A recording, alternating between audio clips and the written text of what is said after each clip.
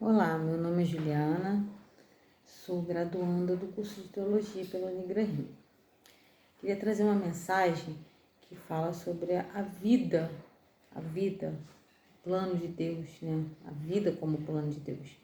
Essa mensagem eu separei no livro de Ezequiel, capítulo 36, versos 37 e 38 e capítulo 37, versículo do 1 ao 14. Vamos ler então. A minha Bíblia ela é de tradução contemporânea, né? E é a Bíblia de estudo A Mensagem, da editora Vida. Diz assim, 36, 37 e 38. Mensagem do Eterno Senhor. Ainda uma vez farei o que Israel pede. Aumentarei sua população, como faria um rebanho de ovelhas. Como os rebanhos de ovelhas trazidos para o sacrifício em Jerusalém nas festas fixas. As cidades arruinadas ficarão cheias de gente, e eles perceberão que eu sou o Eterno. E o capítulo 37, do versículo 1 ao 14, os versos de 1 até 14. O Eterno me arrebatou, o Espírito do Eterno me levou até uma planície aberta, coberta de ossos, e ele me faz passar em volta e pelo meio deles, um monte de ossos. Havia ossos espalhados por todo lugar, ossos secos, alvejados pelo sol. Ele me perguntou: filho do homem, esses ossos poderão viver novamente? Eu disse: Senhor Eterno, só tu saberias dizer. Ele me disse: profetize esses ossos secos, ouça a mensagem do Eterno. O Eterno Senhor disse aos ossos secos: estou soprando o sopro da vida sobre vocês, e vocês voltarão a viver. Porei tendões, porei carne nos seus ossos, cobrirei vocês com pele e soprarei a vida em vocês. Voltarão a viver e perceberão que eu sou o Eterno. Profetizei de acordo com aquela ordem. Enquanto eu profetizava, houve um som, osso batendo em osso. Os ossos começaram a se mover e se uniram, osso a osso. Continuei olhando. Formaram-se tendões, depois músculos sobre os ossos. Então a pele os cobriu, mas os corpos ainda não tinham recebido o sopro. Ele me disse: profetize ao sopro. Profetize, filho do homem. Diga ao sopro. O Eterno Senhor diz: venha dos quatro ventos, venha sopro, sobre esses corpos mortos, sobre vida. Então profetizei exatamente como ele me ordenou. O sopro entre eles, e eles se tornaram vivos. Eles se levantaram, um enorme exército. Então o Eterno me disse: filho do homem, esses ossos são toda a casa de Israel. Ouço que estão dizendo: os nossos ossos estão ressecados, nossas esperanças se foi, não restou nada para nós. Por isso profetize, diga a eles: o Eterno, o Senhor disse: escavarei seus túmulos e os deixarei sair vivos, meu povo. Em seguida eu os levarei para a terra de Israel, quando eu abrir os túmulos e os deixar sair como meu povo. Vocês perceberão que eu sou o Eterno, soprarei vida em vocês e vocês viverão. Então eu os conduzirei diretamente à sua terra e vocês perceberão que eu sou o Eterno. Eu o disse e o farei. É o decreto do Eterno. O Eterno é o Senhor, né? O livro de Ezequiel começa com a tragédia que foi a tomada da Babilônia, né? Em Jerusalém, na cidade. E foi tragédia em cima de tragédia, miséria, fome, pestes. O pior quadro possível que uma cidade poderia ter enfrentado, né? Ezequiel, quando ele chegou em Jerusalém, ele era um estudante para o sacerdócio. Então ele era um jovem com uma certa influência, né? Ele vinha de uma família já importante para aquele povo, né? E ele estudava para o sacerdócio, né? E tinha um aspecto sobre Ezequiel, que Ezequiel era vidente. Ele tinha o dom de visão, né? O dom de ter visões. E o Senhor o escolheu para isso, para revelar a ele muitas coisas que ele iria fazer com aquela cidade, né?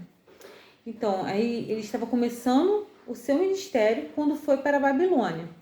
E lá ele encontrou com Daniel, que já estava lá há um bom tempo, né? E a Babilônia, ela pegava justamente essas pessoas mais influentes para que se tornassem exemplos mesmo, exemplo de tomada de poder, que nem os poderosos, as pessoas influentes, poderiam contra a Babilônia, né? Então eles tomavam isso para mostrar necessariamente aos judeus que eles eram o povo que tinha o poder, né? Eles eram uma potência, a Babilônia. Então o quadro era o pior possível, né? Naquela época. E com essa tomada, o povo se encontrou num total desespero. Ele via suas casas serem invadidas, né? Seus parentes, seus líderes, né? Presos na Babilônia. Então, eram pessoas que não tinham mais direcionamento.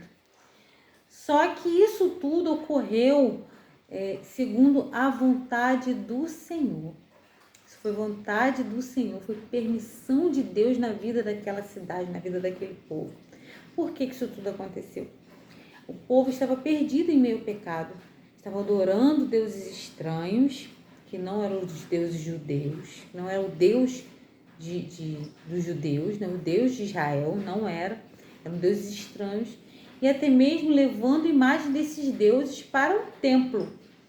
Então a corrupção do mal tinha tomado conta daquela cidade.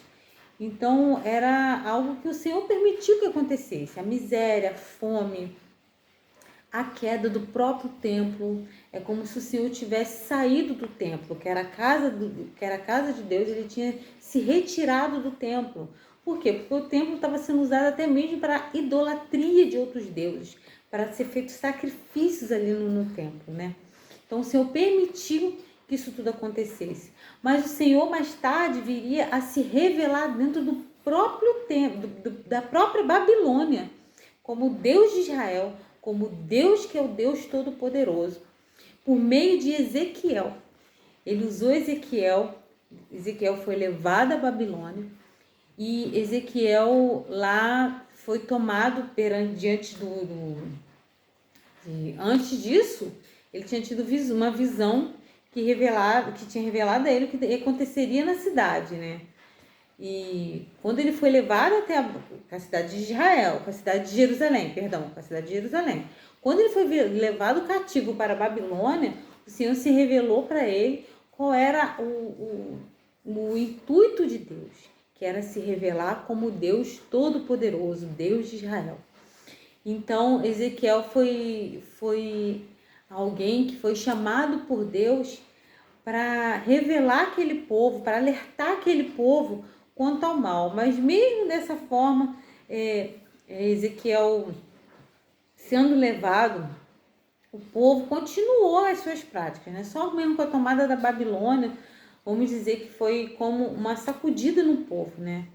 Tipo assim, o povo estava meio que adormecido em meio ao pecado, inundado mesmo, mergulhado no pecado, na podridão da maldade mesmo, né?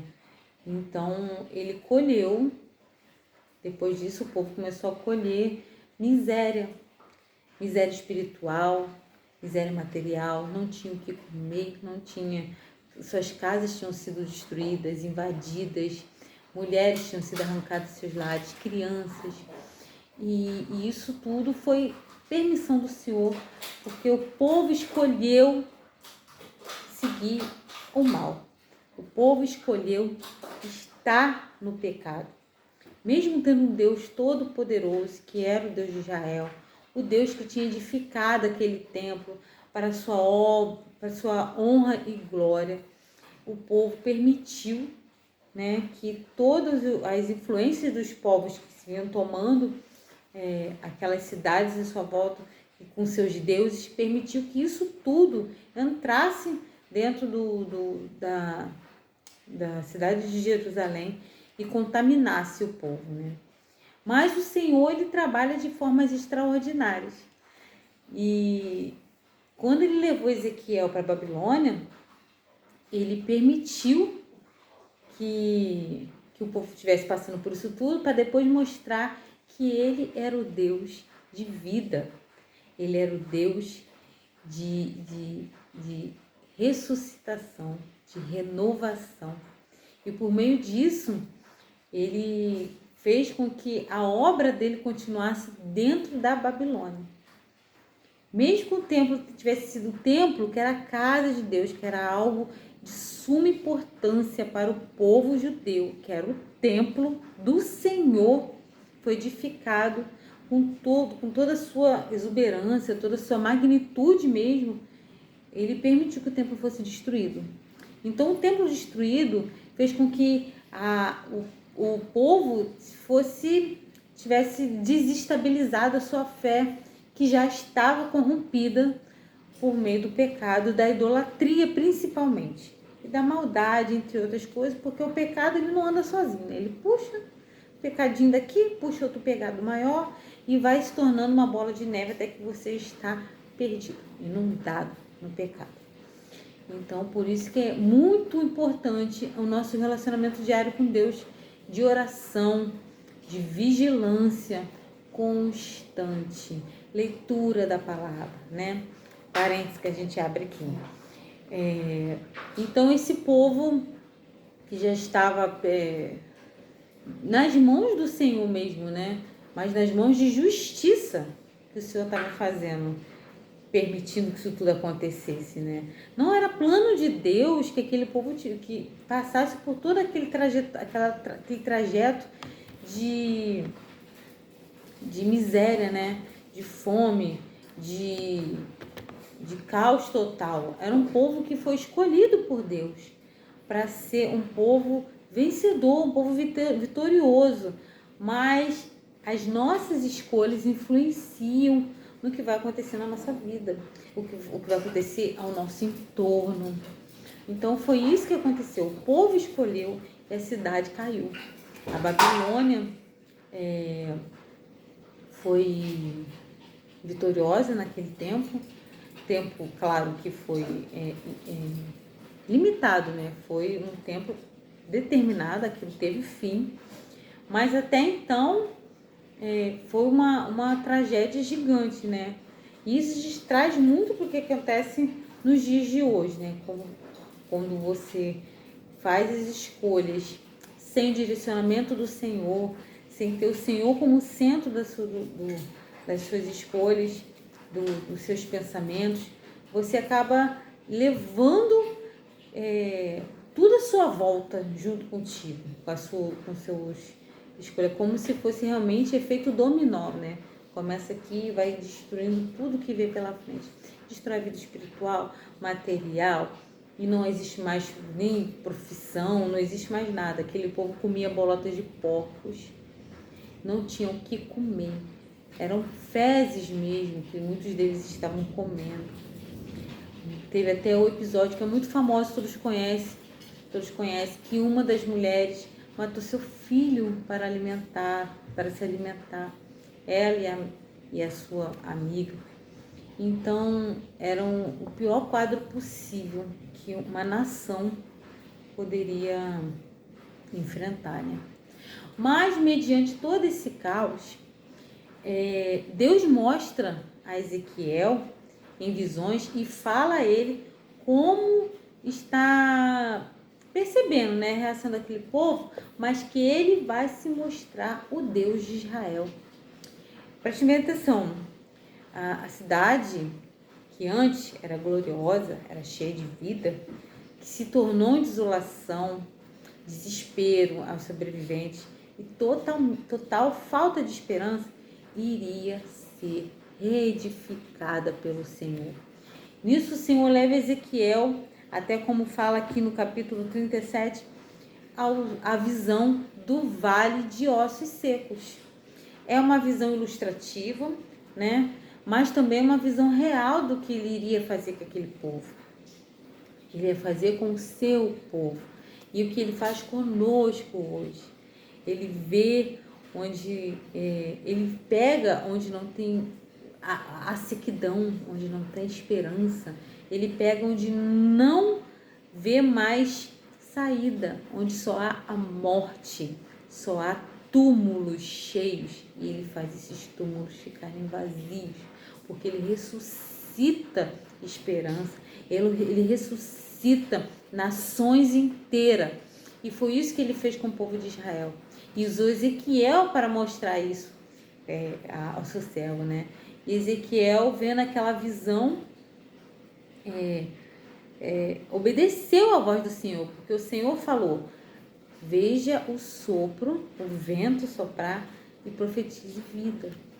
E muitas vezes é isso que o Senhor quer, a nossa posição em meio ao desespero, em meio à desesperança. Ah, meu Deus, mas eu não vejo mais saída para isso. Profetiza vida, profetize vida, porque o Senhor manda que profetizemos vida onde não há esperança. Às vezes a gente pode passar por quadros tão terríveis na nossa vida, como ver um parente amado no hospital, desenganado pelos médicos, e nós não vemos saída para aquilo. E a gente clama ao Senhor e traz à tona toda a esperança dessa mensagem de Ezequiel, né? Aquele vale de ossos secos, cada partezinha voltando para os ossos, carne, musculatura, pele, né? Antes disso os tendões, né? Fazendo com que as articulações funcionassem novamente. É algo tremendo. E é isso que o Senhor quer, que a gente veja esperança onde ninguém mais vê, porque nós temos Ele em nossa vida. Nós temos o Senhor como centro de nossa vida. E Ezequiel viu, eu imagino Ezequiel tendo essa visão e vendo quão grande, quão maravilhoso é o nosso Deus, que pega a morte, que pega a miséria e transforma em vida. E é isso que o Senhor quer, que a gente exercite a nossa fé, coloque em prática a nossa fé e confie nele, confie nas promessas do Senhor. Confie nas promessas do Senhor para a tua vida. Confie que Ele fará tudo novo novamente. Ele faz da aridez de um deserto nascer floresta, faz oásis, faz esperança. Ele faz da sequidão que pode estar dentro de uma pessoa que está passando por depressão, ele pode fazer brotar novamente alegria de viver, esperança, constituir novamente tudo que ele tinha prometido. Porque a promessa de Deus para aquele povo era que era para ser um povo grande, como ele fez lá atrás com Abraão. Olha as estrelas do céu, ele disse para Abraão, assim será a tua descendência. Não foi assim que o Senhor disse? Então é isso que Ele quer que nós criamos. Confie nas promessas do Senhor. Confie na palavra do Senhor. O Senhor trará maravilhas. É o confiar e andar segundo a sua palavra. Confiar na palavra. Confiar. Levar a palavra no nosso coração. Transformar isso em modo de vida. Não estou falando de religião. Não estou falando de dogmas, mas sim na palavra de amor do Senhor. Ela sim é que traz vida. Então profetizo o sopro de vida. Eu profetizo hoje sobre a sua vida. Quem está vendo essa mensagem? Vida em abundância. Vida, esperança. Vida que traz vida. Vida que move vidas. É isso. Que o Senhor te abençoe, te guarde e que você esteja sempre alicerçado na palavra. Amém.